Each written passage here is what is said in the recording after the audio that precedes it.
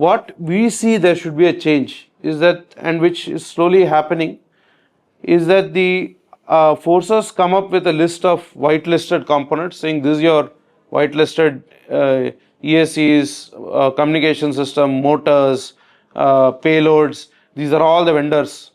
Now from these list of vendors, they can use products to make their drones, and the defense can procure the same. Then it becomes easy for component manufacturers like us. Why do I consider myself component? I was originally a component manufacturer making electronics. Then I found it so tough because nobody was buying my electronics.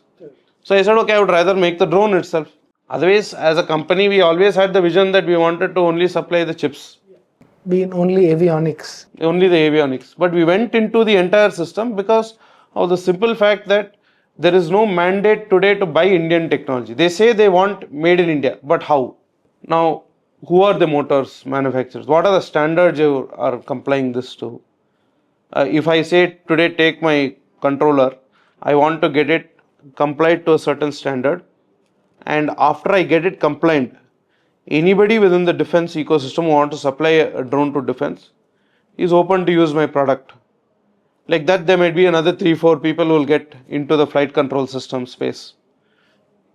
Then what happens, it creates a kind of a barrier, at least for us as component manufacturers, basically to develop our technology as well as commercialize it. So we don't have that, import scare, which is already, see, the Chinese manufacturers of components are quite mature today.